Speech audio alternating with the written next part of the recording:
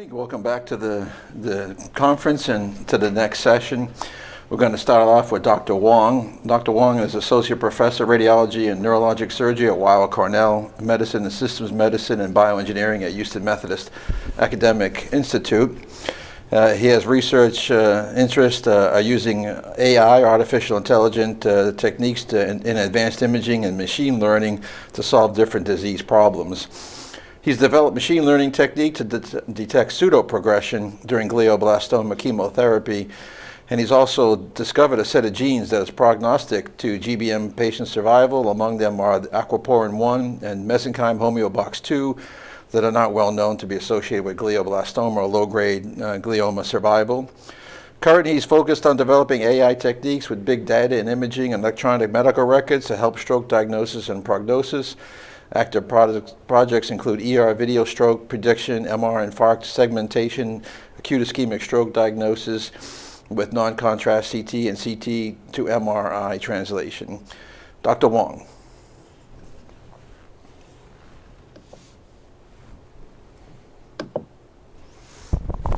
You guys hear me okay?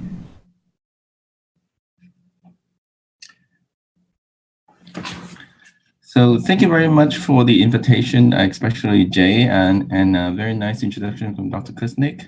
So today I'm going to talk about the exciting opportunity with AI and imaging big data, especially in acute ischemic stroke.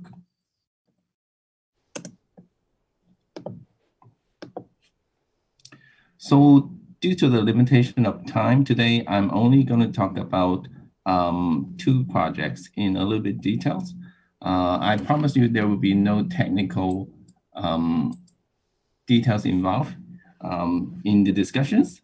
So the first one is AI imaging denoising of non-contrast CT. The reason behind it is most of the acute stroke, when they come in, is very hard to detect in the first 3 hours. So we try to improve that.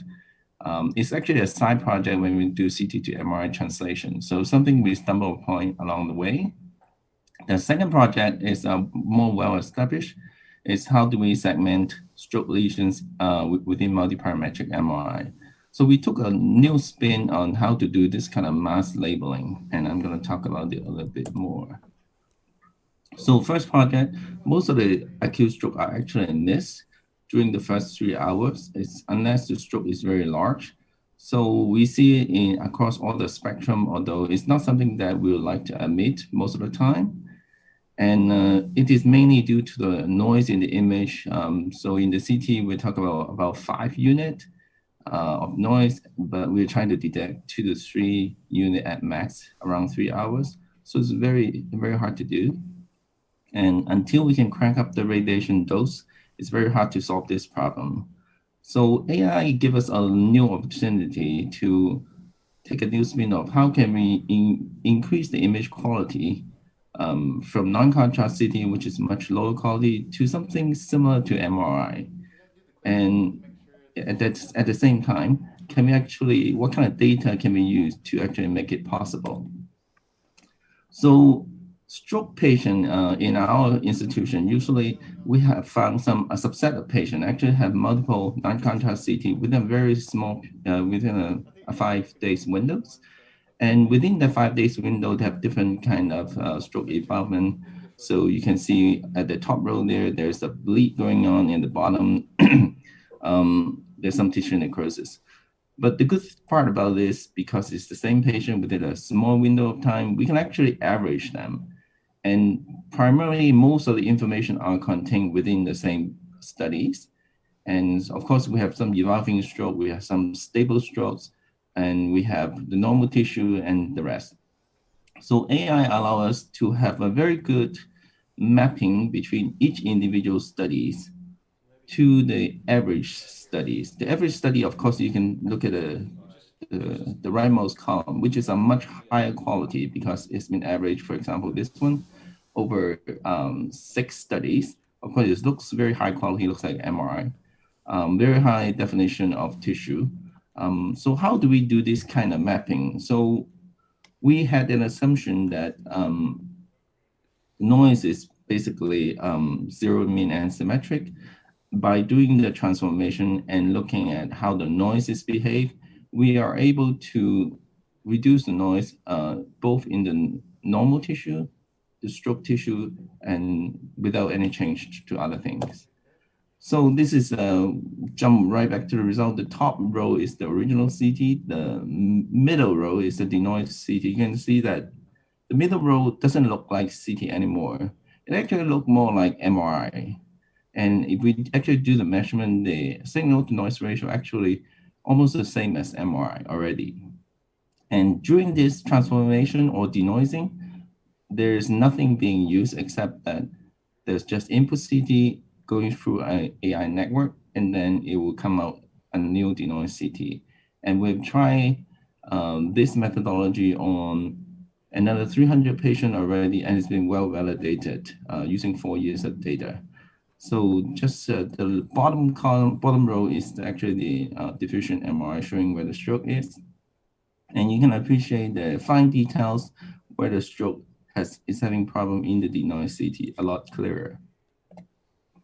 So if you don't take my word, look at the image that we have here on the first image, second denoised CT. The SNR is about 15, a big jump from the original CT, whereas in MRI, we're talking about SNR of 10 to 18.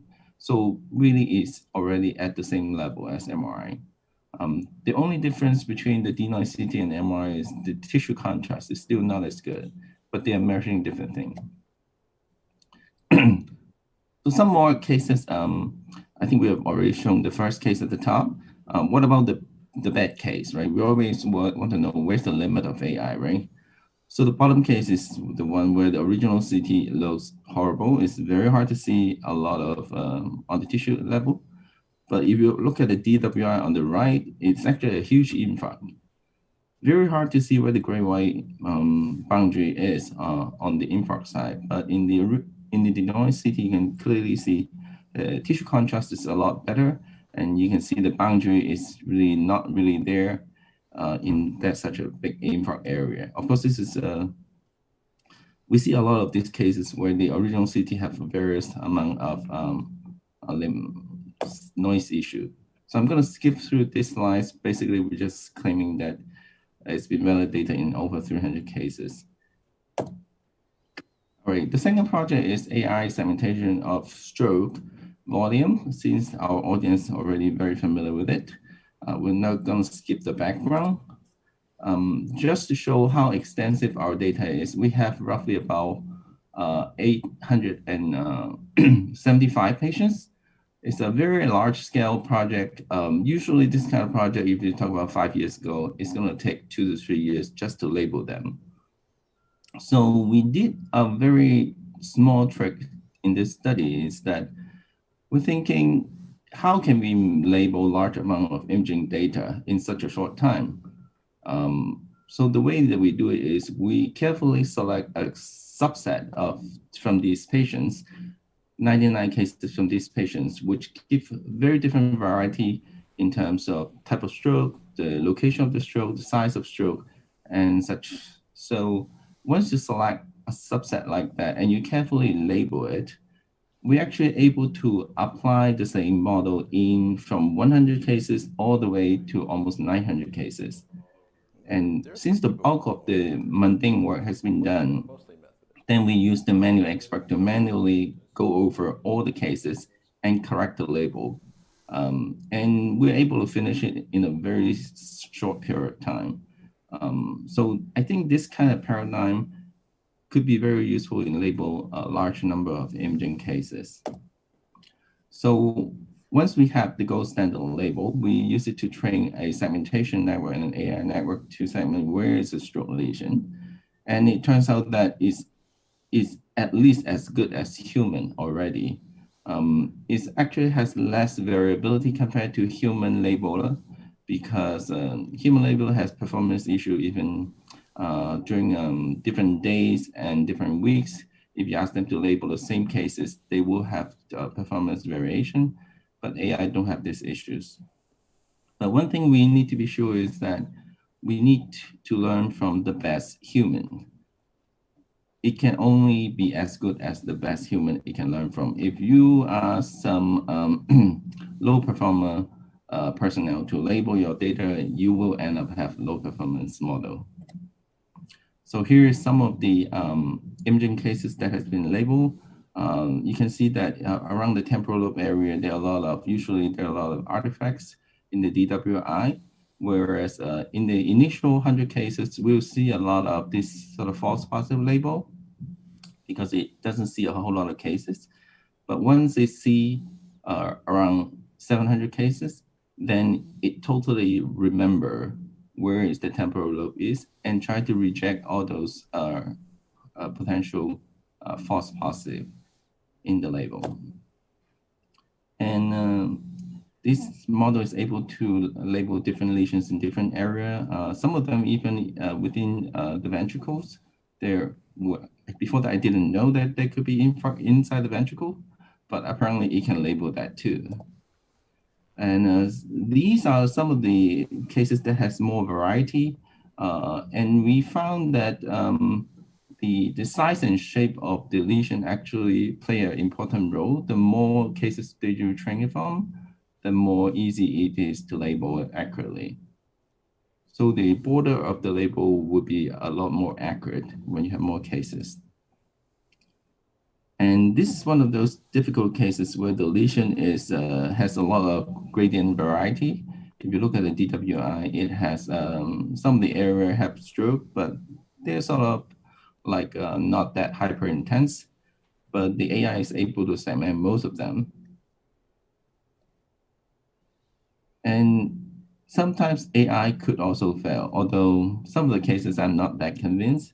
There's some false positive and false negative cases. But if you look at the third one, based on PACS report, I think it could be a stroke. It's very hard to say. Sometimes I can't really tell. But some of these small stroke AI would never miss.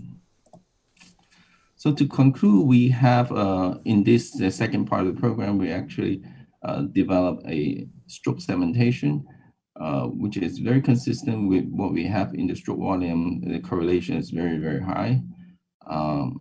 And pure cortical infarct actually is very challenging to segment because the number of cases is not that high.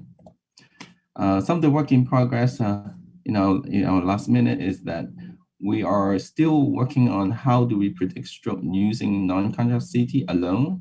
So with proper label, we hope that we can just detect the stroke directly. The second one is, can we generate an MR? Since our CT is MR quality already, can we actually generate a pseudo diffusion MR from the CT? And we're very excited to be working on this kind of project. Thank you very much.